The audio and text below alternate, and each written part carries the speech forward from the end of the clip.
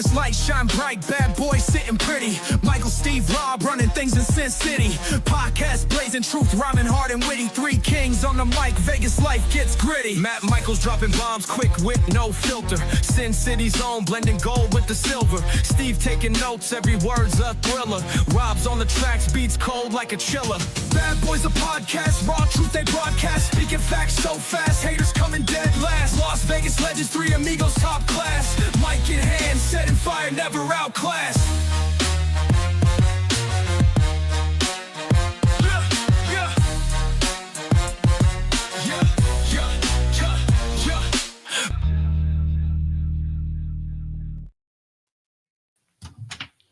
Welcome, everybody, to the Vegas Badboyz podcast. I am Sin City Steve, and joining me, as always, is Rob Bossaleri at Vegas Trump Guy. Rob, what's going on, man? We had a sick week of wrestling, did we not? Hell yeah, we did. Hell yeah, we did. And honestly, we got a lot to cover, so fuck it. Let's just dive right in. And let's talk about Saturday night's main event to get us started. Oh, so good. Rob, I will let you take the lead on this. There were some things that I was a fan of, some things I wasn't a fan of, but man, let's get it started. Let me plug in my headphone right quick, as it got tangled up in every single wire I got. I liked everything that was presented to me, the way it was presented. I was not complaining, but you know where I'm going to start, and it's with the women. And we saw Tiffany Stratton get the living shit kicked out of her. Yeah. And not a damn person in that crowd booed. Of course Jade not. Cargill. Of course not. Of course not. Jade and Cargill showed dominance, and she did not hot dog. She played a very simple match. Yep. And you know, the fact is, Jade did become your new champ right there, clean as a sheet in the middle of the ring with the Jaded. And pretty interesting stuff, man. Your girl gets the biggest win in her career. Well, I noticed one of the things that she kept doing. Anytime she was on her back, she did not try to kip up. She did not try to pose too many times. She kept it very simple. She had a lot of opportunities where she could have hot dogged it, could have showed off for the camera. She did not flex in front of the hard camera until she won the match. But she came out there. She was taking knee shots. She was taking the shots to the injured knee that she injured by putting her through the steel steps, and also getting thrown into the steel steps herself. So they're doing callbacks on the injuries that were inflicted to one another. It was good storytelling. I like that they had followed up with the storytelling, but they didn't talk about it. They expressed it through the match. Yeah. I didn't need Michael Cole going, "That's the steel step," just like the way she was. No, they were quiet and they were subtle about it. It was a classy way to tell the story visually. Yeah. And you know, I just want to interject one thing really quick. I think that one thing that was really smart that they did as well leading up to this match was, you know, they even had the backstage stuff with Nick Aldis, you know, trying to, you know, have that little conversation with Tiffany Stratton. So realistically, she takes the loss, but she's still pretty protected at the end of the day too. So I want to get your thoughts on how they did that. They did not set her up to lose or win. Yeah. What they did was they went, all right, we need to see how you're going to come back now. We need to see what your character does when they're hungry. We need to give you something to chase after. She's not going to have that particular belt for quite some time, I would assume. There's going to be other people down the pipe. She'll get maybe some sort of interrupted, rematch. Maybe she goes to, have her rematch and Nia Jax fucks it up. And then she goes off and fights Nia Jax for a while and let them do that story, which would make sense. Again, I want to just really focus it on the simplicity of how Jade Cargill went about wrestling. She really just focused on getting the moves. And then for what she did do, she put all of her energy into it. Well, I mean, she's a heel. So realistically, she shouldn't be grandstanding with the audience anyway. So I do like the fact that she's not necessarily trying to be a cool heel or, you know, anything like that. Let her be a badass heel. Like, Yeah. let her go to work. And I like that she did back-to-back fall away slams and just got up normal. She didn't put any sauce on it. No need. She didn't need to. The kicks that she did, and also when she's just watching Tiffany Stratton crawl away, and Tiffany Stratton's trying to crawl, and Cargill's just watching her pray. It was really fucking good. I hope that she can improve on her mic skills. That she's got to, man. She's got to. But here's the thing: is keep in mind, she's a heel, and being a heel on the mic is much easier than being a babyface on the mic. But so I didn't even get the response from the crowd was not heel response. No, because they just turned her, bro. Yeah. They just turned her. So as far as the crowd is concerned, you know, let's be real. Maybe they didn't watch the latest bit of programming or something of that nature. So it's gonna be a work in progress. I'm thinking this is going the way of this whole heel turn is going the way of Becky Lynch when she gets the punch from Nia Jax. Leading up to that punch, they tried to heel her. The crowd would not get behind the heel turn, and they liked her even more. I think that's what's going to happen with Jade Cargill. The crowd is going to like her even more. This is her, Rocky Maivia, a Nation of Domination moment where she gets to jump into some really great waters, but she needs a catchphrase. She needs a way to cement her, because the other one is, I'm the EST, I'm the strongest, I'm the greatest, I'm the best. And you're going, okay. Becky Lynch, I'm the man. Great. Jade Cargill used to be, I'm that bitch. That could still work if she delivers it well. I don't know if they would let her do it on WWE. That's what the issue is. It's that WWE will not, unless they do, come out of left field with this. But I don't foresee them allowing her to say, I'm that bitch, as her catchphrase every week on TV. And the thing is, she also, if she does decide to go that route, cannot be bringing her kid in and swinging her kid around and being syrupy mom. You've got to pick a lane. All right. I don't know about Becky Lynch's kid. And if she does mention it, she goes, my hot husband gave me a kid. Great. They have to find a lane with Jade Cargill, stick with it. I would have almost rather seen like a Kiana James with her, because that's more useful, is to have her with a valet of some sort. But yeah, we'll see what happens. Did she do good? I give it a B+, A-. It was a solid match. Solid match. What else you got? I agree. All right, man. So obviously, do you want to talk about that triple threat, or? Yeah, let's get that out of the way. Yeah. Fucking Rusev. Your career, I mean, Jesus, man, his career. You should be afraid of Rusev. Rusev eating pins so easily off frog splashes is so goddamn embarrassing for this guy. He might as well go back to being a dude's already lost more matches in WWE in this run than he lost in his entire AEW run. It's embarrassing. He's not a jobber. He's not supposed to be a jobber. No, he should not be booked that way. He should be an executioner. You should come out there and know, fuck. And already now, Dominic Mysterio no longer fears him. He's made Rusev the running joke. Oh, look at the hammer. Oh, look at the... But here's my problem. Remember when Chyna was the Intercontinental Champion? Remember when she beat the crap out of Jeff Jarrett and you were like, yeah. And then she fought Jericho, and Jericho strapped her to a throne and smacked her hand with a hammer. And you went, wow. And she beat. And then the second time around, though, they acted like they forgot about what happened a year earlier, and they said, "Oh my God, she accidentally won the Intercontinental title. This is so zany. A woman?" I'm like, wait a minute. Right. She was already the champion. Just like the other day, she fought a lot of men, sold it really well.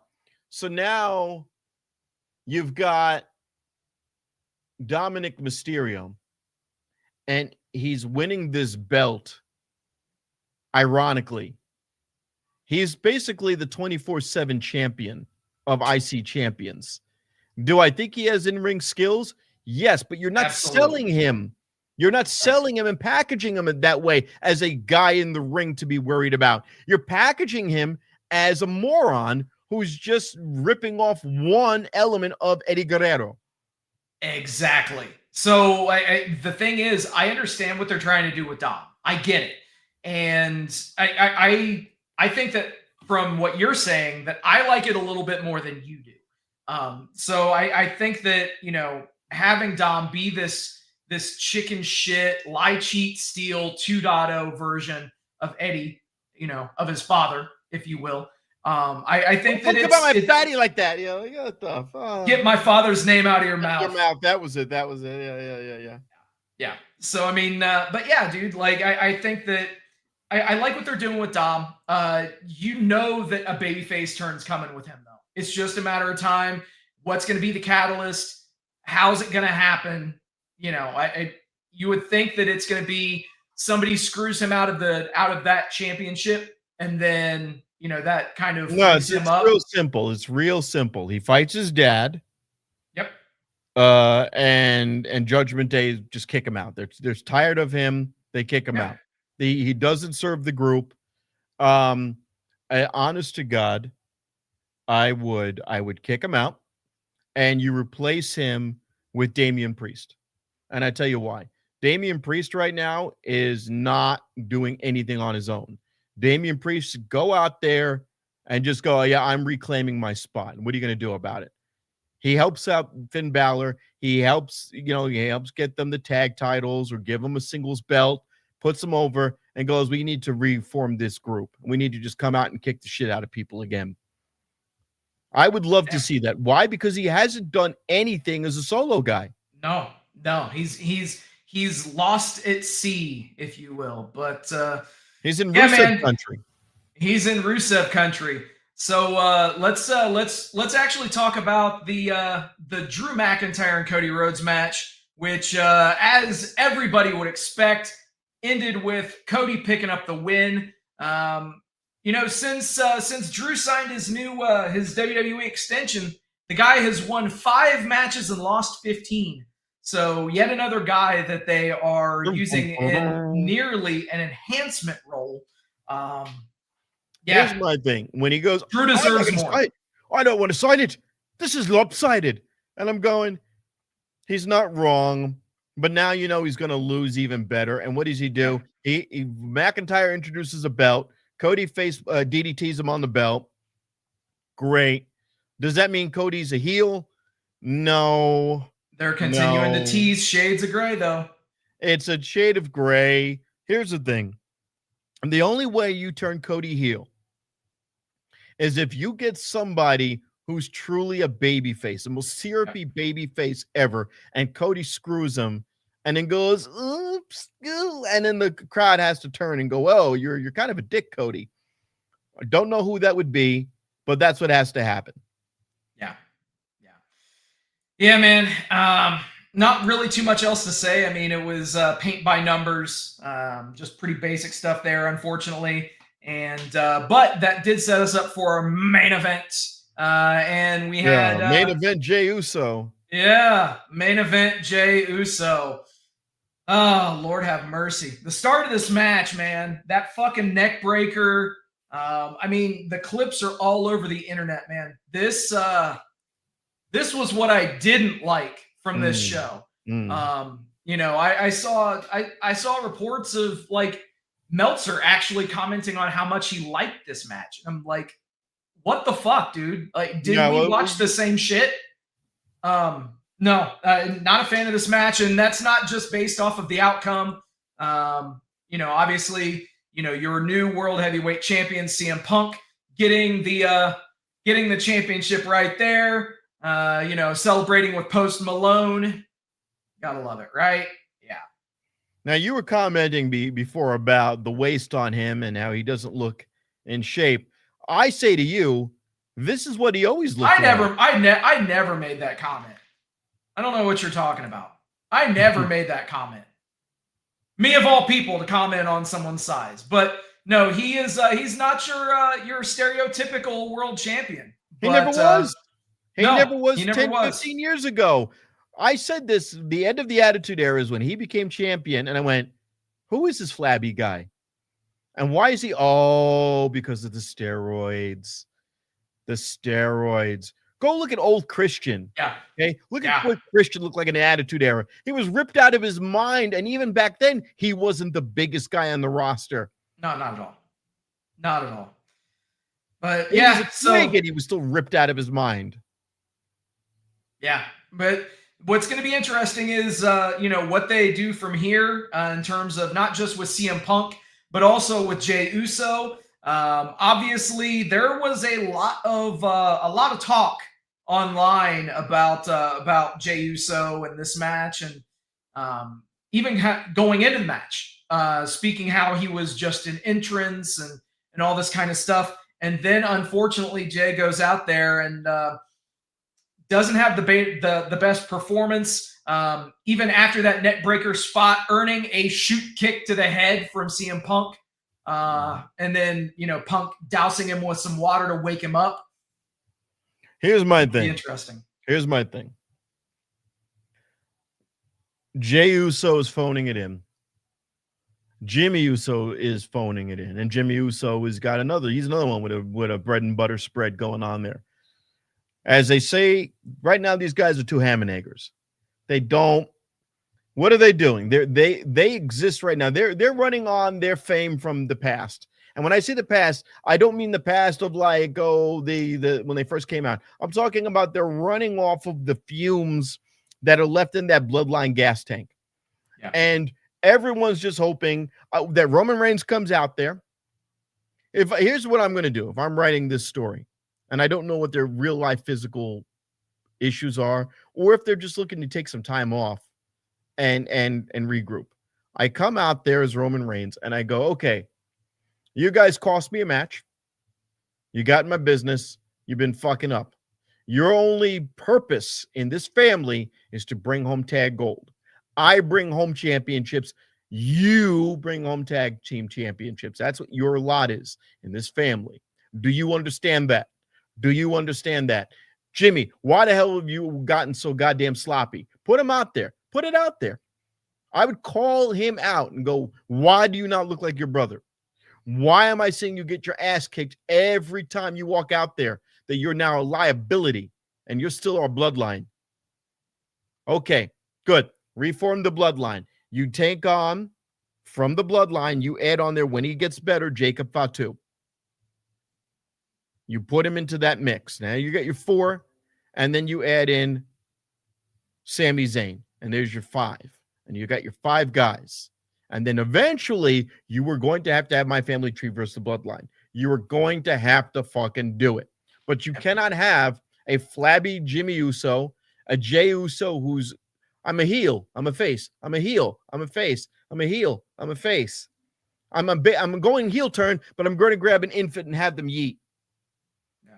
What was that shit? In the middle of a heel turn, you grabbed the baby and you started yeeting with the baby? What the fuck was that? Well, at least he didn't yeet the baby. Anyway. Then he could have, at least that would have been consistent with the heel turn. There you go. The baby took a flight, 5 rows down, fine. Stunt baby. And the kid goes, Oh my God. But yeah, yeah, man. And that's something that they really need to do. They do need to get some sort of, finality if they're ever going to do it. but that remains to be seen. Something that I did find to be pretty interesting, and that I'm sure you did as well, Rob. Yeah, this picture was taken after Saturday night's main event, and gee, I wonder what the common thread is there with all four of those individuals. Pecs. Yeah, something. Yeah, no, I know. It's AEW, and you know what? They should have had Stephanie Vaquer there too, because they let that one slip through their fingers. Dude, it's not just them. Stephanie Vaquer, if you want to look at the NXT brand, dude, you got Ethan Page, Blake Monroe. Oh yeah. Straight up, I mean, the jokes have been there that, you know, AEW stood for all ex WWE. Yeah. But, well, no, AEW was all ex WWE, but now it's looking like WWE actually stands for We Were Elite. So wow, beautiful. In any event.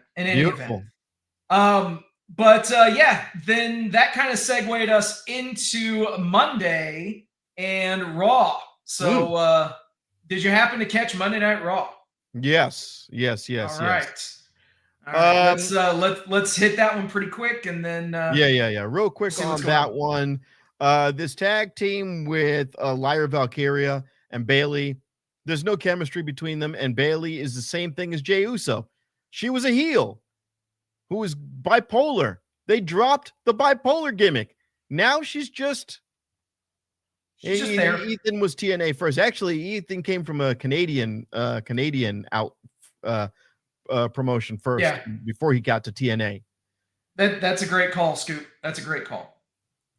By the way, Scoop, how the hell are you doing, man? Yep. Good to see you tonight. Remember, he was a tag partner with the Walking Weapon. That's Josh Alexander, the North. Shitty name. And then he left TNA as Karate Man. So that was awful. So no, this Bayley thing, Bayley is being, and Lyric Valkyria are being used as enhancement talent to put over the Kabuki Warriors, and the Kabuki Warriors are going to go over on We're Not Friends. That's it. It's and Asuka's looking savage in the ring. She is looking just vicious. Great job. What do I say? Not everything that came from AEW is getting a good run. I don't like what they're doing with Penta. He's not being used well. They're doing more with a Grande Americano than with Penta. Penta,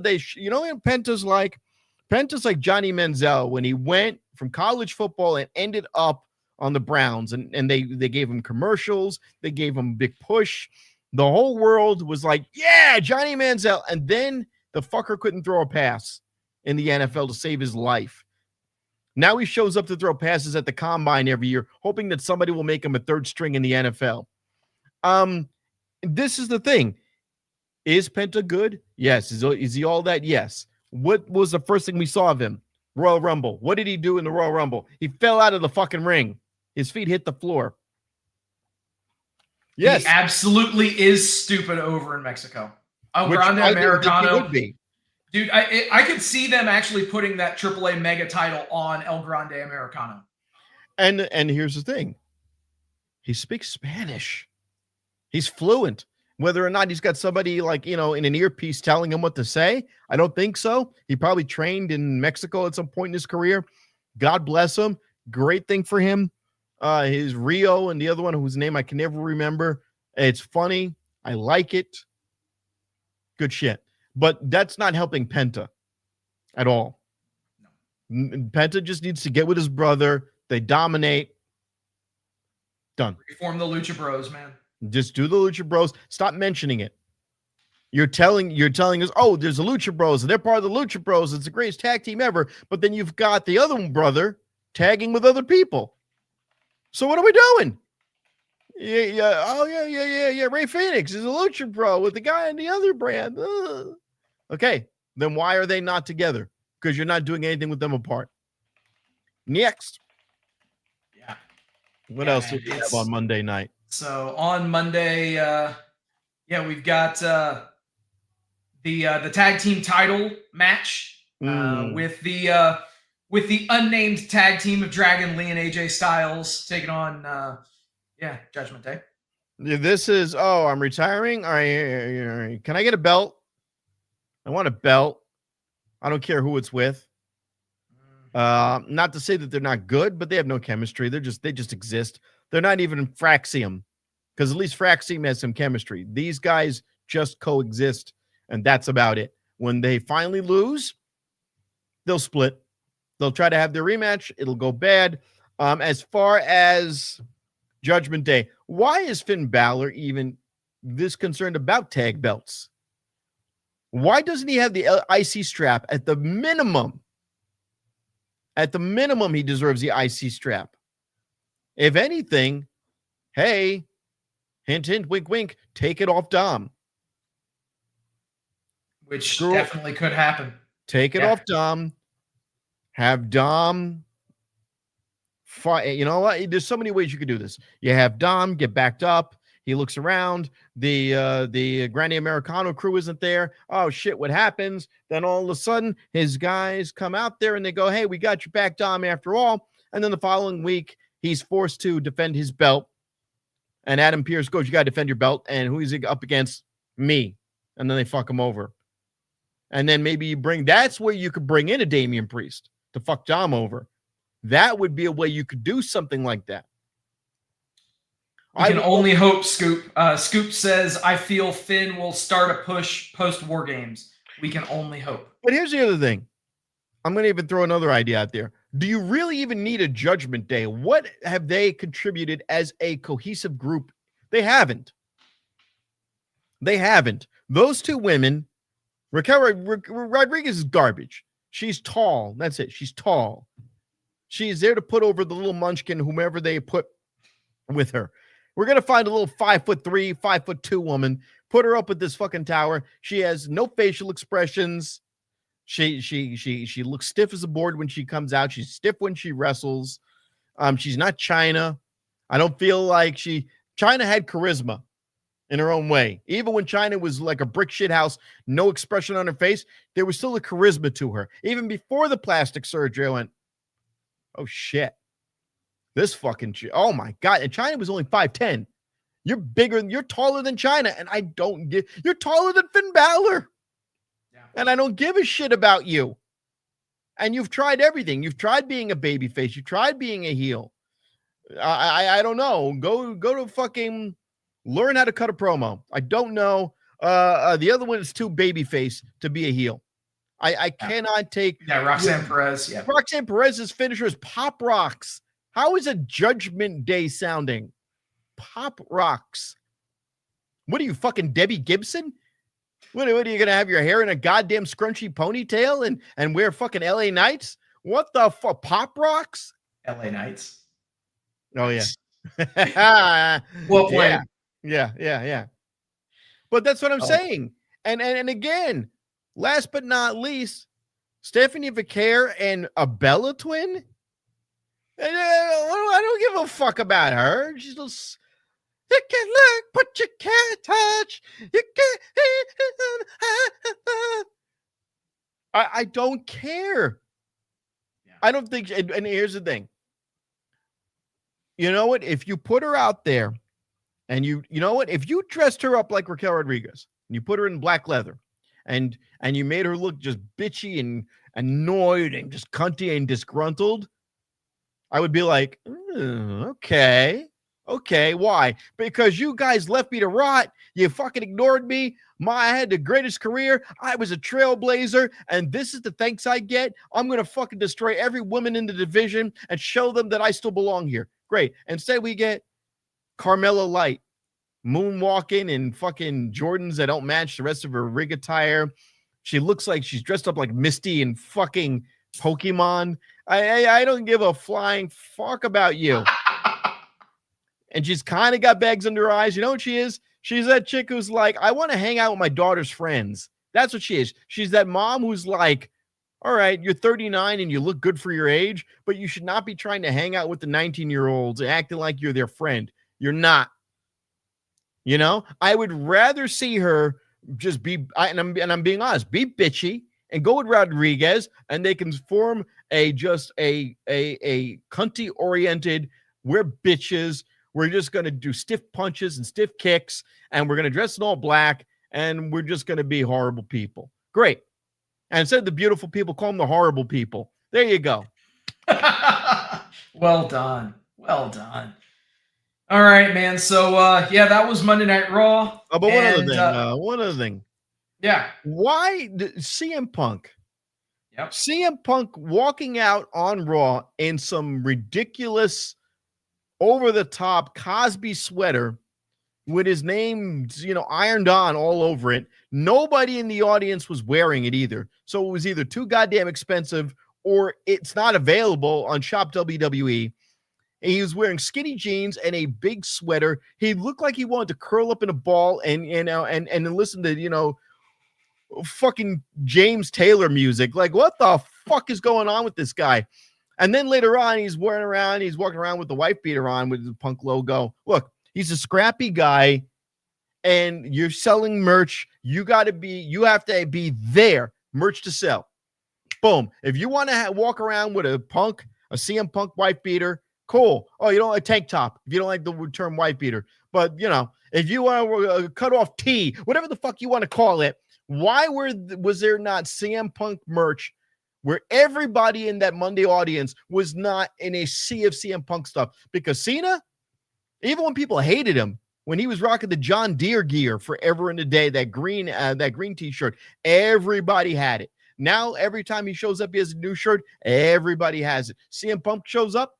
He shows up in a big Cosby sweater. No one's wearing the gear. Yeah.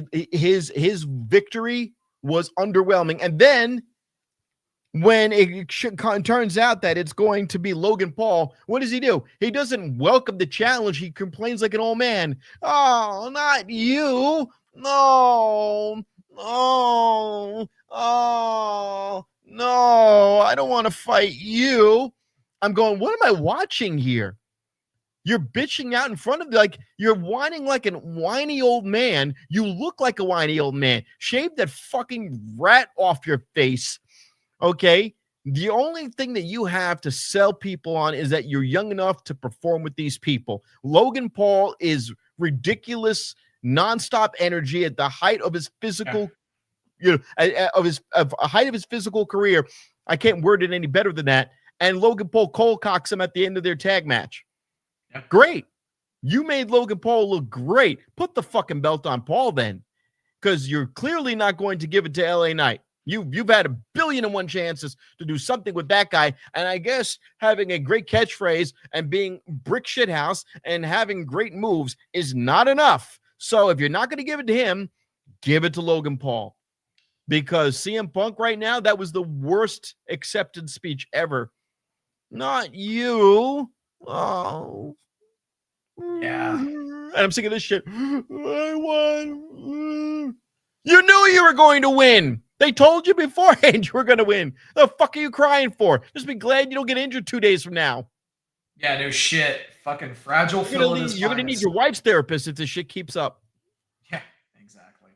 Well, obviously, we did also learn that John Cena's final opponent will be determined via a tournament. So I know that everybody who loved to rip into other promotions for having tournament after tournament will, not say a word about this. It'll be okay. It's one of those things. It's going to be Corn Sweat. Corn Sweat's going to beat him. He already talked shit about him in the James Gunn Superman take. And it's going to be him. Yeah. So we have our first match that was announced from that tournament. So Sheamus and Nakamura. Nope. Neither That one of them. Match though. Neither one of them will be the guy that faces John Cena, but it should be a banger of a match. Elsewhere, you've got the women's tag team titles on the line next week on Raw, and the women's world championship on the line next week on Raw as well. So look at her. This is like a resting bitch face. That's your promo pick. Of course. She looks so bored. She looks so goddamn bored, like not even angry. She just looks like, why am I here? And obviously, for those not watching the podcast, he's talking about Raquel Rodriguez, of course. Yes. So sorry. She looks so annoyed all the time. Like life is like an existential crisis to get up out of bed. And also another match that will be next week is pretty interesting for a couple of reasons. Damian Priest versus Rusev. And yeah, there's that whole entanglement weirdness with Damian Priest and CJ Perry that happened while those two were separated. What? Now, being from the fact that I spent some of my years in the Bronx, the fact that he lost his wife to a Puerto Rican guy from the Bronx. Hey, yo, what's going on? Let's go over here, get up and slide up in that Russian puss. Hey, what are you doing? Hey, come over here. Get over here. I'm going to take you to Jimmy's Bronx Cafe and fuck your brains out. I know Jimmy's Bronx Cafe wasn't around by that point. It was already gone. But still, you get the idea. Here's the thing. They're not going to want that on WWE. They're not going to want to talk about that. Of course not. And she's not going to show up anyway. Nope. Also, look how poor he is. What is that? Fucking chicken tenders? It's fucking mozzarella sticks and shit. Oh my God. Like I don't know what Rusev is into, but it can't be as bad as like mozzarella sticks. Like hey, bro, mozzarella sticks with the marinara on the beach. I mean, you know. That's all it takes to get CJ Perry is just mozzarella obviously. Sticks. Oh my God. I didn't know she was that easy. Let's go to fucking Chili's. Yeah, right. Yeah, shit. Yeah, like 3 for 2. Or was it 3 for 20? Yeah, honey. It's a combo deal. I got a coupon too. You're gonna be flooded. Hey Miro, I'm sorry. Your wife got fucking sucked on. I pulled out a coupon. Like what were you feeding her? Borscht or some shit? What were you like? You like boiling one potato for her? Like, I know you're like fucking Bulgarian and shit, but you don't have to be that Bulgarian. Yeah. No shit. Oh man. So but that's next week, and we'll see what happens as we progress through. But there is another promotion out there. AEW had their Fright Night Dynamite this past Wednesday. And no, hold on a second. I want to, and I won't stay long on this. I want to back up one real quick thing. Okay. The idea was that we're going to see somebody that's not really part of the promotion. That's Jericho. Be a surprise. Or who is it going to be? Jericho? Could be Joe Hendry. People are speculating Adam Copeland, maybe. Doubtful. There's that whole pesky thing with contract. I doubt that Adam Copeland. Bully Ray and was saying that it was Bully Ray and Dave LaGreca were saying that that's not necessarily off the table, although it looks less and less likely because he's in an AEW gauntlet. But who would you think would be the person to be in the final match? Really, Jericho? So no, the person in the final match, I think Jericho will be in the tournament. I could see Jericho being in the tournament. He's not the final match, and if he is, there's a problem. No, of course you don't want that. Yeah, but who's Cena put over? Realistically, I know that they're doing it this month, but you know, I would have been a big fan of having Dom be, you know, his final opponent. Oh no. But so ultimately you have to give the opportunity to somebody who's actually going to take advantage of it, and somebody that would actually benefit from it and be somewhat elevated from it. Obviously, the odds-on favorite is Gunther. So I mean, that's what I'm hearing across the board, and. You know, everybody seems to assume that it is Gunther that's going to be the final opponent for Cena. He's not my favorite on the mic, but he's decent. He's good. He's good. Not my favorite, but he's good. He's another one that could stand for a catchphrase. But yes, that would make sense. And he also has a physique that could match Cena's better, because even Joe Henry is like not that big by comparison to Cena. But Henry's been very quiet and absent from TNA since losing to what's his name? Young. Eric Young? Eric Young. I was saying Eddie. Eric Young. He loses to Young, and then he's absent from TNA. Yeah. So Now, I did see some things, and I don't have the image, but so he actually showed up on NXT, and Ethan Page and Chelsea Green are the mixed tag team champions in AAA, and Joe Hendry and Thea Hale showed up, and evidently that's going to be the program that they're working toward. So that's what Joe Hendry's doing. He's challenging for the AAA Mixed Tag Team Championship. So then I think they're just going to quietly just transition him off to NXT. You don't even need to make a big thing. He just keeps showing up until he's there, and everyone just forgets and goes, "Oh yeah, when did that happen?" Yeah, that's how you do that. Absolutely. Yeah. Okay. All now right. AEW. Now AEW. So Friday Night Dynamite, and obviously, you had 4 ways of plenty. You had the 4-way tag team match to determine who's facing Brodito at Full Gear. Solid tag team match, man. FTR, the Young Bucks, Jet Speed, and Jurassic Express. I'll tell you, dude, whether it's a multi-man tag match, so like a 4-on-4, or a grouping like this where it's, those 4 pairings all against each other. They bring it with those 4-way tag team matches, or the party matches. I believe that a large portion of this match was mapped out by the Young Bucks. So they did do some agenting stuff in this match. It definitely showed. It was nonstop. I definitely dug this match. Do you have anything to add on that tag match? A lot of action, a lot of high flying. I'm right now a big proponent of anything jet speed. Oh yeah, anything jet speed.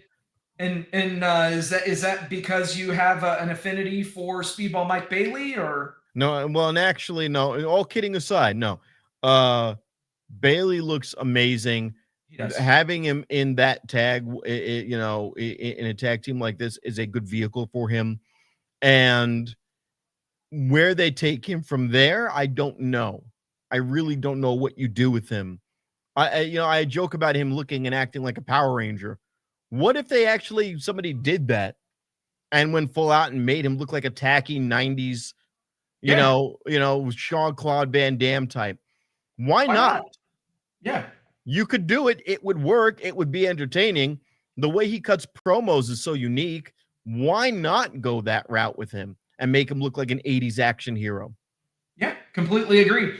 And, I do have to echo your thought with this. I mean, the pairing with him and Knight is very good, not just for Bailey, but for Knight as well. I think that these guys have really gelled better than what I thought they would, and what a lot of people have thought that they would.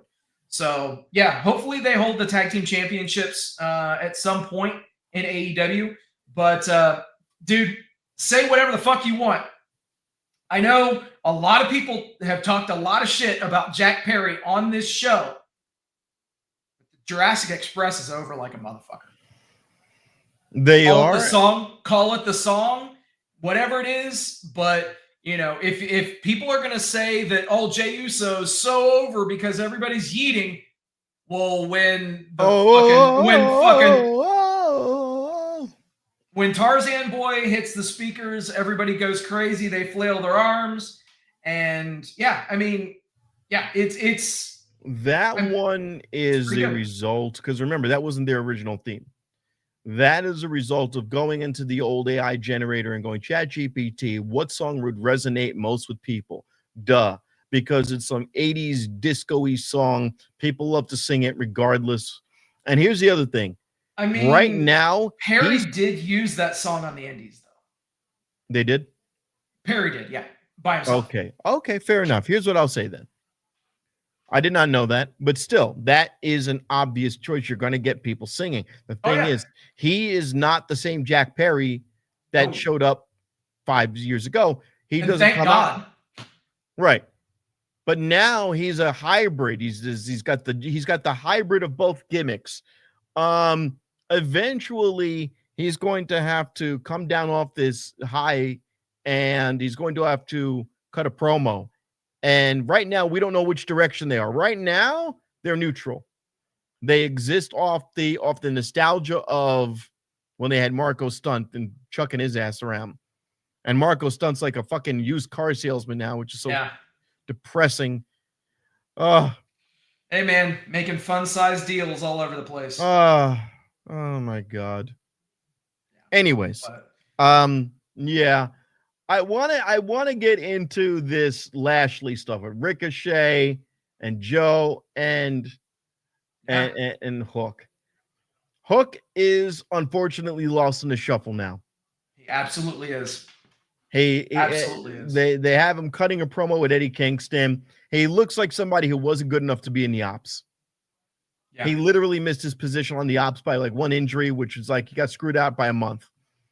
Yeah. Would he have been a heel? Yes. Would he have gone down the road and went heel with them? Yes. Would I rather have seen him than his Japanese counterpart in the ops? Yeah, I would rather have seen him in there because he could have been able to cut a promo. Shibata, the wrestler, like Shibata is another guy who's just filling a spot. Yeah. I don't like their use of Japanese wrestlers there because some of them just end up filling spots. You know? I don't get how Shibata can be a heel. Like, it just doesn't compute for me. Right. And that's you've got a guy who literally had to have his brain fucking disconnected in order to actually survive. And they thankfully were able to reattach everything. That was how severe his brain injury was. So yeah, dude, like he was on the table for hours. So here's my thing with Shibata. God bless him for being able to. Absolutely. God bless him. Absolutely. But it has to make sense. I have to believe it. Do I believe that Powerhouse Hobbs can be a heel? Yeah, because he has no personality. He just exists. He's a fucking heavy. That's all he will ever be. He is an ensemble player. He's not the main character. They tried it. It didn't make sense. And when they tried it, they did it up against the comic routine. They did a serious routine up against the comic routine, sandwiched the two of them together, and it did not weld. Now, when we're talking about Hook, would I believe that Hook would have gone evil with Samoa Joe? Oh, fuck yeah. You could have sold the shit out of me on that. And if at any point they want to, would I rather see Joe just kick Shibata out and replace him with Hook? It's better than Hook being thrown with Eddie Kingston. It looks like right now that Hook is with his like fucking, hey, yo, I need some place to stay tonight. Can you take me in? That's the way it looks like. It looks like Eddie Kingston has a fucking cot for him in Yonkers somewhere. Yo, I got a spot in Getty Square in Yonkers, okay? I got a cot for you. Don't worry about it. I got you. Maybe we can tag together. No partner? That's fine. I don't need to tag with you, okay? I got fucking osteoarthritis anyway. My knees is hurting. Let's go to the buffet, Papa. All right. Orange Cassidy in the shuffle. Darby Allin in the shuffle. All four of these fucking guys in the shuffle. The two Death Rider guys in the shuffle. These are no longer pillars. These are guys who just exist. They are in the shuffle. Yep. Moxley and Kyle O'Reilly. Why is Moxley falling back so much so quickly? I don't have a problem with it, honestly. Realistically, he doesn't need to be anywhere near that world championship scene right now. Keep him in the mid card. Have him work, him working with O'Reilly, who is a great technical wrestler. And quite frankly, those two had a very solid technical match. I think you're not starting to see, but you're seeing the duality of Jon Moxley. He can do the deathmatch shit, but he can also mix it up and be a very technical wrestler as well. Wrestling is soap opera for men. Yeah. And when your character puts everything on the line, his reputation, his career, it might as well have been a career-ending match. His match with Hangman Adam Page. And then he did an I Quit match and he loses to a fucking guy who's a little bigger than me. And then he's out there shilling for Marina Shafir with a big gash over his head because he got jumped. Yeah. And now I'm looking at this guy He's been wrestling for about 10 years since he came out with the Shield. He doesn't look scary anymore. Okay? He doesn't. He looks like that drunken Irish guy that you see at like a fucking fireman's carnival or some shit who's telling you some grizzled out story of his brother when he was over 9/11 or some shit. You're like, what, were you there? No, but my brother was, and it was fucking tough. You're like, okay, fine, but you can't knock him down so many pegs. Going to wrestle Kyle O'Reilly, no matter how great Kyle O'Reilly in the ring is, is a mega downgrade for this guy. Oh, yeah. This Absolutely. guy's a headliner doing mid-card matches. Yep. He should disappear for a while, go back to Ohio, bang the shit out of Renee, give her another kid. Just, I don't know. Whatever. Fine. Yeah, absolutely, man. You know, also we had our first tag match in the women's tag team tournament as the winners of the Pick Your Poison match last week, Queen Aminata and Jamie Hayter, obviously choosing to go against the Sisters of Sin in the first round. And what do you know? As is a wrestling trope, they fucking lose. Because of course they did. So here are the brackets one more time. And we'll talk about one change to the field that happened on Collision that was kind of interesting. But yeah, we'll see what happens next as the Sisters of Sin will face the winner of the Willow Nightingale, Harley Cameron, and Mercedes Moné and Athena match. So, and I didn't mention it. It is Megan Bayne and Marina Shafir. Yeah. And not bad. They're Yeah. violent. They look good. You know. Do you now put Megan Bayne into Death Riders? I mean, I don't know if you go that far because realistically, there's inevitable dissension that's going to happen. So realistically, it's going to end up being Megan Bayne versus Marina Shafir after they lose whichever match in the tournament that they're going to lose. They're not going to win the tournament. So I just see this as a stopgap. And realistically, just, you know, setting up probably a match on a random Dynamite. But one thing that was very interesting on this episode of Fright Night Dynamite, obviously everybody was out there. It was Halloween themed. After the four-way match between Lashley, Ricochet, Samoa Joe, and Hook, which Samoa Joe obviously got the win, choking out Hook. So ultimately, they exchanged red rum for Coquina Clutch. Yep. And after that, they chose to do a contract signing, or at least act like they were going to do one, that led to one of the more interesting reveals, as you had Hangman Adam Page dressing up as Tony Schiavone for fucking Halloween as he clocks Samoa Joe with a beer bottle across the head, gives him a couple of buckshots and leaves him laying to close out Dynamite. You needed it. Well done. You needed Well it. done. You needed it. You And, can't have the guy be a little bitch, like syrupy guy. You got to have him be. Can't do it. Don't make it Drew McIntyre during the pandemic. No That's shit. what happens. Remember how, hey, I'd like to wish all the mothers a happy Mother's Day. Yeah. Hey, What? Hey, I'm handsome. That was cringy as fuck, man. Like, He did it. He Yeah, winked at yeah. all the women. So bad. So But bad. so we did also learn on this show that we were going to have a blood and guts match. For the men, you've got the 5 members of the Death Riders taking on Darby Allin, Mark Briscoe, Orange Cassidy, Roderick Strong, and Kyle O'Reilly. That's going to be coming your way on November Basically the the 12th. conglomerate. Yeah, basically the conglomeration plus Darby Allin. And one thing that's interesting that they're doing as leading into this is they're actually having the Blood and Guts Advantage battles this coming week on Dynamite. They've never done this, and I think that this is a smart move because, again, you're building to this match that is a couple of weeks out. So the way that it's going to work, you've got Orange Cassidy versus Claudio. You've got Darby versus Daniel Garcia, and whoever wins those matches essentially earns a point for their team. And if one side sweeps the first 2 matches, they're not going to do the third match. Spoiler alert, they're going to do the third matches on both of these. Yeah. So third match is going to be Roddy Strong versus Moxley. And then, so pretty interesting stuff. I like that they're setting up the blood and guts matches by doing something like this and building towards it. It's like an elimination, like an eliminator match.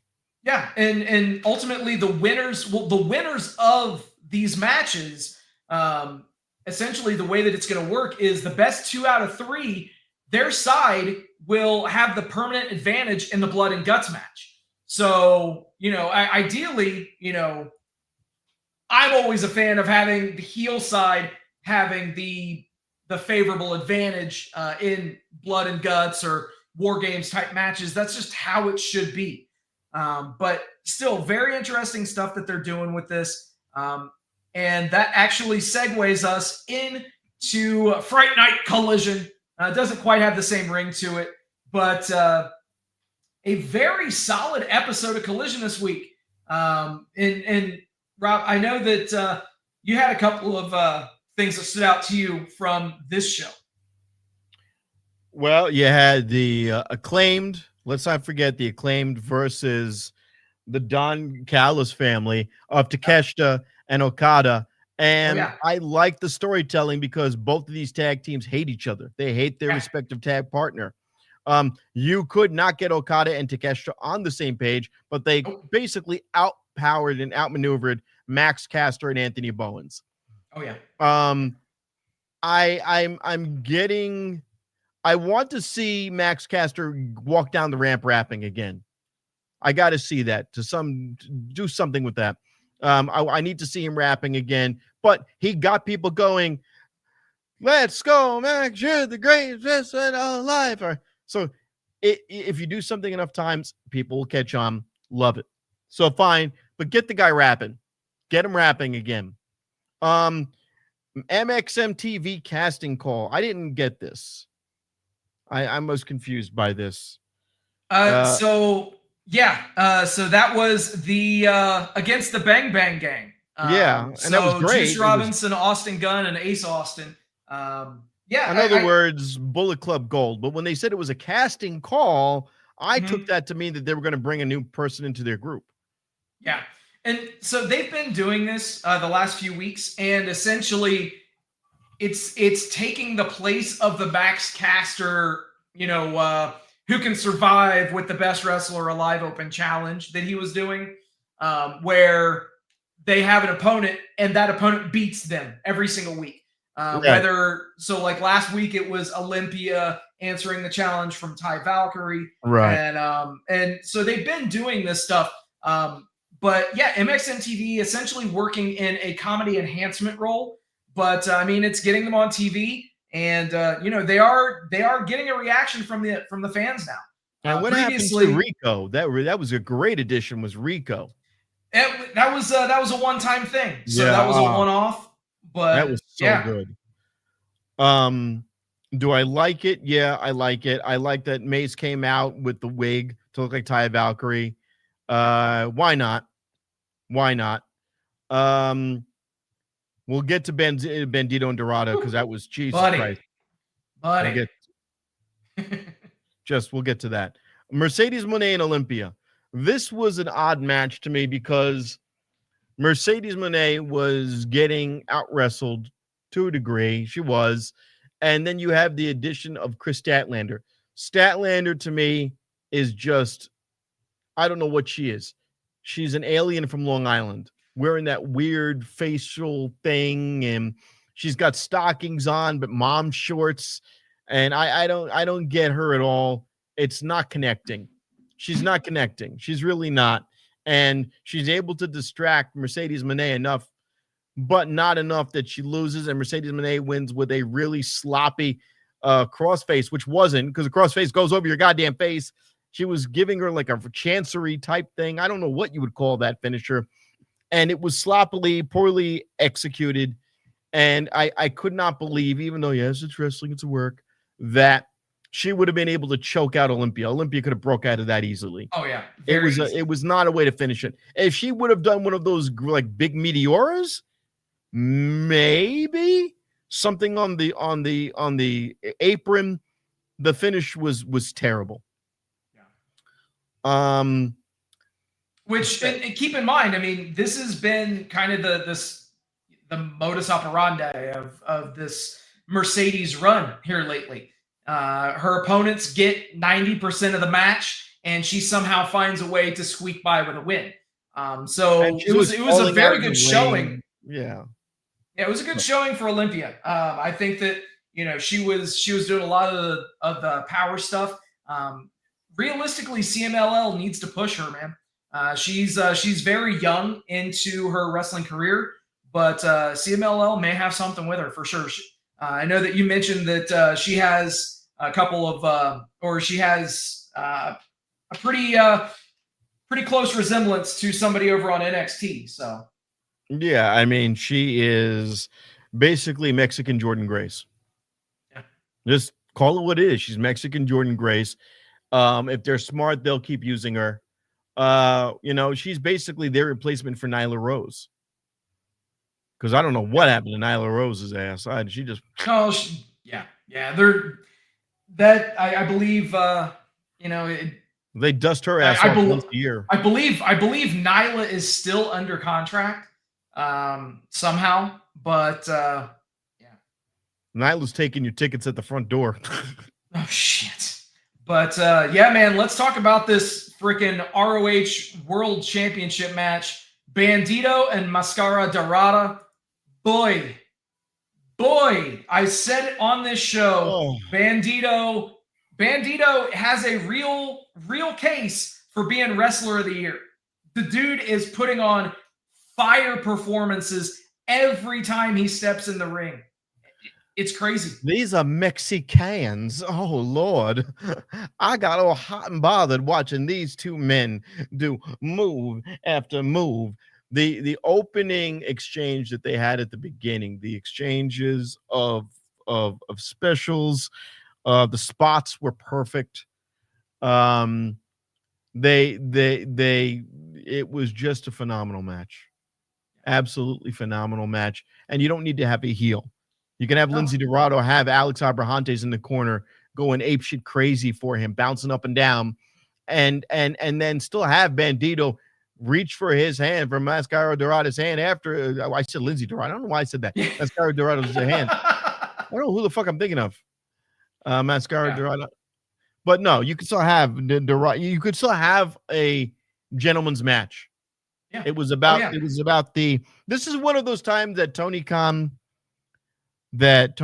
Lindsay Dorado, some chick I banged in TJ.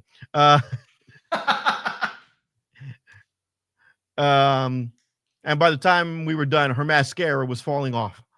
A lot of go. It was a good match. It's one of those times where Tony Khan playing it by the tapes paid off. Yeah. But is there any longevity out of that? No. You made both wrestlers look very good, but it does not yield itself to anything but a highlight reel. Correct. It yields itself for a highlight reel for the next promotion who's wanting to scoop them up. Yeah. That's unfortunate. So if a year or two from now we see, Bandito sitting there with an NXT title, we're going to go, It remains to be seen. I mean, I don't think that Bandito will be leaving AEW. Obviously, he's a double champion. He's the Ring of Honor World Champion and the AEW World Tag Team Champion with Brody King. So I don't think he'll be leaving. But never would have thought that Cody Rhodes would have left either. But here we are. Cody Rhodes left because Cody Rhodes fucked himself in AEW. There's a lot of shit that's not been said. I understand that. But a lot of the stuff, I cannot get past this idea that he would never give himself the opportunity to wrestle for the main belt and then completely dominate the mid card and edge everybody out of the mid card. That made no goddamn sense. It will never make sense to me.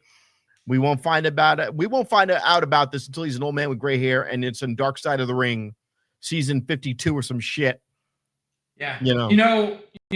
Speaking of edging, we did also get the full lineup for the Blood and Guts match for the women, which is also taking place on the 12th of November. Mercedes Moné, Megan Bayne, Marina Shafir, and the Triangle of Madness, Julia Hart, Tekla, and Sky Blue against Chris Statlander, Toni Storm, Willow Nightingale, Queen Aminata, Jamie Hayter, and Harley Cameron. So, gonna see the women mix it up in a Blood and Guts match as well. Now, put that poster up one more time if you don't mind. Oh, yeah. Yes, sir. What I would love to see, I like Queen Aminata. I think she's got a great personality and energy, but she's not going anywhere. She's never going to go anywhere. Jamie Hayter is not going to go anywhere with that ginger hair. She has no soul. She's not going anywhere. Wait. How are you able to talk about people with hair? Anyway, please continue. Harley Cameron is comic relief. That's unfortunately where she's ended up. Toni Storm is a comic relief that worked, but I don't know how long you can drag out the timeless Toni Storm routine.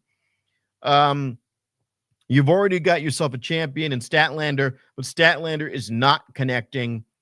She just, I don't get her. I never got her. That's your opinion, but when she was with the friends and when she was with the best friends and she was a weird, quirky alien booping people on the nose, and then she gets tough once and then, that was a gimmick and it made sense. This is, I don't know what I want to do anymore. So we're just going to just spitball everything until it works. And then Willow Nightingale. Willow Nightingale is, you give her a belt once every other year.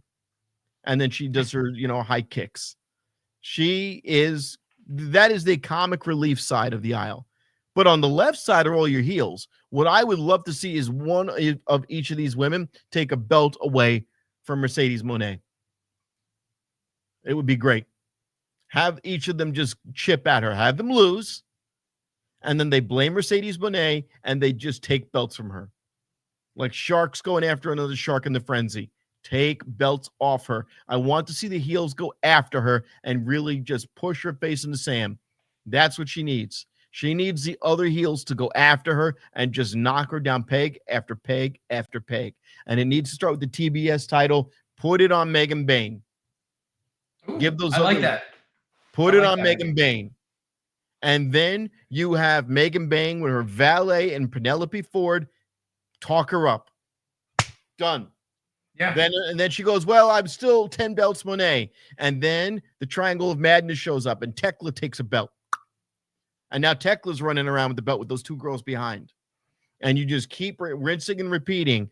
And then she loses half her belts. Then you have her show up like Nick and Matt Jackson, where each week she's losing more and more, where she's losing overseas and she just comes out where she's completely broken. And I want to see her come out. No colored hair, no wigs, whatever she does. Basic bitches all have. Yep. And just show up broken, completely fucking destroyed.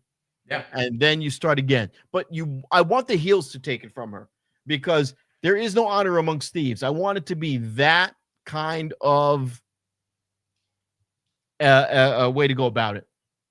I don't want to see good versus evil. I want to see evil versus evil. I want to see you're evil. Well, I'm more evil. Yep. Yeah, man. Definitely. Have her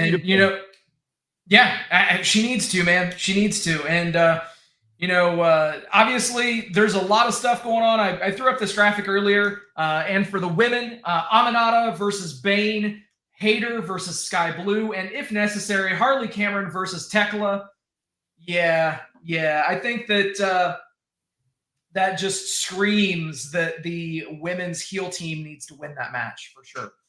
But I would like to see the women. I would like to see her lose and be blamed for everything and have people start coming after her. But okay, that could be interesting as well. But in order to write all that stuff, you got to have good creative And there's a new name in the creative game, not in AEW, not in WWE, not in TNA. Vince Russo. Yeah, he's back into this shit. Oh, man. It's so time to get back to a show that the casuals can watch and enjoy. Pro wrestling has become safe, censored, same old, boring, mamby-pamby, sissy Mary, girly man, lame, predictable. I can go on and on. And then he goes on to say JCW is the only company that saw that, addressed it, and are about to change it. Yeah, that's balls. And no more grown adults walking around carrying belts over their shoulders every place they go. Literally, is Cody's championship belt resting on his shoulder while he's on the turlet dropping a deuce? Let's start there. Time to go to work. What's JCW? Yes, I'm so glad that you asked, Rob, because JCW is none other than Juggalo Championship Wrestling. So yes, Vince Russo is back in the circus, baby. That's right.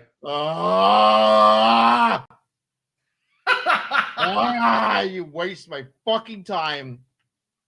Juggalo Championship Wrestling with Vince Russo as the creative mind behind it.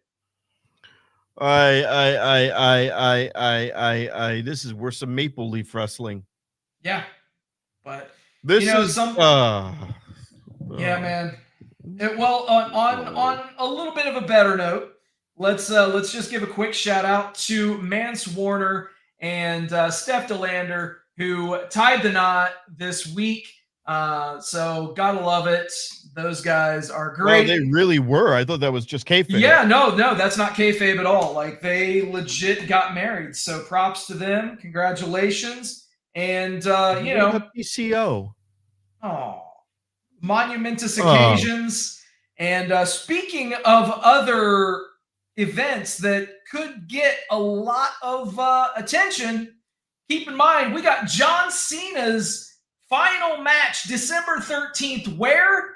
Washington, D.C. That's right. The last real champion, one last time. And according to Brian Alvarez with the Wrestling Observer newsletter and radio, quote, I have had people speculate that both Donald Trump and Vince McMahon are going to be at John Cena's final match. I mean, Vince can be there. He can buy a ticket.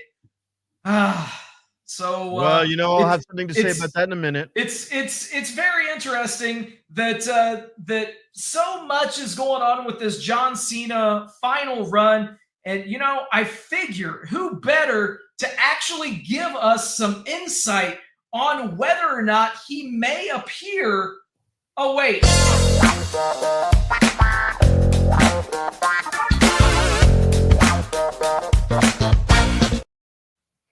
This is so sad. I don't have my hair on, okay? These people, they rush me out to the stage. I'm doing you a big favor right now. Coming out to this show, okay? You've got what is it? Bionic Scoop is early viewer right now. I'm doing you a tremendous favor right now. You should be thanking me. I know you voted for me. You have some sense. Unlike the two bald guys, they don't like freedom and they don't like making money, okay? And I'm all about making money and anything I put my name on. So many people tell me once the Trump name is on it, it's huge. It's tremendous. Okay. I'm going to do so much for Saturday night main event. They're going to have to call it Saturday, Sunday night main event because the ratings are going to spill over into the next day. It's going to be tremendous. I'm going to do so much. Okay. And I'm going to put John Cena in my ultimate finisher. Oh yeah. I'll be the one wrestling Cena. Okay. I don't need to be, I'll be the one wrestling Cena. Okay. They're gonna give it to Joe Henry. They're gonna give it to Chris Jericho. No, they're gonna get a nut shot. They're gonna get a nut shot like never before seen. Okay. Nobody gives a shit about Chris Jericho. He's gonna sing one of his songs, Judas, whatever the hell his name is, Jazzy, Fozzy, Old Ghazi. Okay. Nobody gives a shit about your fucking shitty band. You ever watch one of those videos? He's doing jazz heads. He's always doing jazz heads in all his music videos. Okay. You know what? If that was shot in America with some real men, you think about it. The only time you ever had a good video, you had M Shadows in there from Avenged Sevenfold. That was a good video. And even then, he was doing jazz hands the whole time, okay? Even them shadows couldn't make him look good. So very sad. So very sad. But we're going to go and we're going to wrestle John Cena. And we're going to put him in the CEO clutch, okay? The CEO clutch, okay? The presidential clutch. We're working on the names. Do we have a name? Do we have a name figured out? Do we have a name? I got Stephen Miller working on it, okay? We're gonna call it the Deporter. How about that? The Deporter. There you go. There you go. That's the Deporter, okay? You heard it here first, folks. John Cena and Donald Trump. All right. So, really quick, let's just go ahead and do this.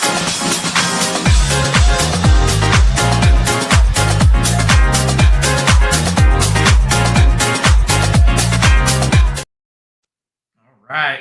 So, let's take a little social media dump. And, something that was just mentioned by our guest was this guy's name. Chris Jericho and Kevin Owens. Yeah, hanging out. So, I'm tired of hairy Canadians. Interesting.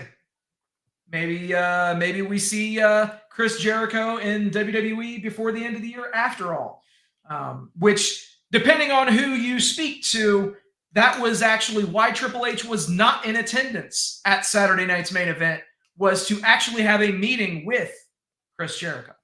That's the one of the words on the street, if you will. But without any further ado, this past week was Halloween, so let's just take a look at a small sampling of some of the best Halloween costumes by some of the talent in the pro wrestling world. Oh yeah, we've got oh God, Chelsea, Jesus. Snow White and that apple. Whew. Bro, Matt Cardona is a lucky man. Yeah, I don't think so. I think she's probably one of those chicks. She gets home, takes off all the makeup, puts on sweats, and goes, "I'm bloated. I don't want to do it tonight." And then he goes and buys some mozzarella sticks and gets CJ Perry. Nice callback. Yeah. Something we don't ever have to worry about being bloated is the new women's North American champion, Blake Monroe. Not really a Halloween costume, but figured I'd fucking share it because why the fuck not? Lord of mercy. And yeah, exactly. Rob, I put this one in here just for you, sir. Got Jade Cargill as the Punisher. Yeah, buddy. Yeah, man. We also had Scarlett as Mystique, all body paint. Yeah, buddy. Not bad. Not bad. Not bad at all. Not bad at all. Oh my God. And yeah, buddy. And then we had Sky Blue dressing up as Pennywise. So, yeah. We all float down here. Something's floating, I'll tell you that. Oh, my goodness. Something's floating. My Lord. And then, last but not least, we had Harley Cameron as Chucky for Halloween this year. So. Oh, my God. Yeah, buddy. Oh, my God. You know, they could punish D's. I said she could punish D's. Oh, I bet. D's what? D's nuts. I knew you were waiting for it. Come on. Don't leave me hanging like that. I know. All right, man. Speaking of leaving you hanging, I'm not going to do that any longer. Rob, where can people see you? Where can they follow you? What kind of crazy shit are you getting into this week and beyond with your comic explorations? November 7th on Friday, I will be at Tequila Little Time, and I'll be posting that soon. That show will be, if I'm not mistaken, 8 o'clock, and that will be with all 4 of the Vegas Horsemen of Comedy. And if you don't get all 4 of us, we have rotating 4th horseman in there. Myself, Lex, Khalil, and I believe this time will be J-Dab will be our 4th. Not Mike. And if I'm not mistaken, we got some women's on there too. But stay tuned to Vegas Trump Guy. I always keep my name. Look at that. Ooh, Vegas Trump Guy.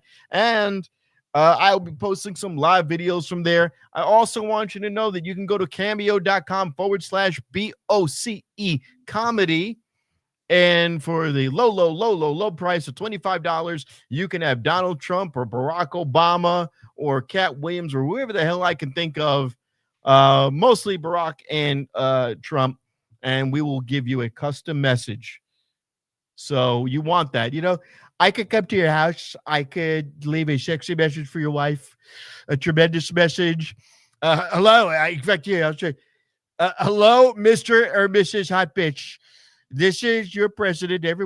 Quite honestly, everyone's favorite president, America's greatest president, Donald Trump. And your husband tells me that you're hot. Okay. So we're going to need you to take off your panties and start touching yourself while you look at me. This is a president like never before seen. I am 210 pounds, 6'7", pure muscles. Okay. This is a physique like never before seen. Okay. And you can get this beautiful message, a tremendous message, for just $25. Or, Such a bargain. Well, you know, we try to do a lot for America, and we want people to understand that the hopes and dreams of tomorrow can be yours for the low price of just $25. When you go to cameo.com/BOCE comedy. Boss comedy is the way that you can play towards a better and more equal America. There you go. Absolutely. And I just want to say thank you to everybody for hanging out with us tonight. Thank you for liking, sharing, subscribing, doing all the stuff that you guys do. We appreciate each and every one of you. Also, a very special thank you to all the brave men and women serving this country, whether you're doing it on lands, foreign or domestic. Thank you for doing what you do so that we can do what we love to do. And last but not least, repsports.com, reppsports.com, PP. That's right. Repsports.com. Use promo code Vegas at checkout. Save yourself 10%. And when you Rob, use the PP, your PP will work again. There you go. As if it never did work to begin with. You gotta love it. So you know, I'll tell you, man, it's they held back on a lot of what they could do. Did we hold back though, Dave? Dude. Who's saying dude? that would be the aforementioned Brian Alvarez. Dude. So, I love it. With the cameos we have, what show has cameos like we have? Hey, man. We talk shit about Meltzer and then he closes out our show every week. Bro, he's wearing the shirt. Like they held back on he's wearing the gear. You gotta love it, man. You gotta love it. But anyway, guys, thank you for hanging out with us. We will see you guys right back here next week for more with the Vegas Bad Boys of podcasting. And until then, happy wrestling. Did any of you have a great time tonight? Yeah. With that, everybody, thank you for hanging out. We'll do it all again next week. Till then, happy wrestling. Rolling up the strip under neon lights. Podcast mic is glowing in the desert night. Matt Michaels leading with the swagger tight. Sin City Steve right by your side. Alright. Rob Butcher Larry dropping truths, no fear. Broadcasting stories, make it loud and clear. From the Fremont edges to the Bellagio sphere. These bad boys rule, let me make that clear. Vegas bad boys, tearing up the scene. To Matt Michaels and the Vegas Boys of Podcasting, this is John Cena saying thank you so much.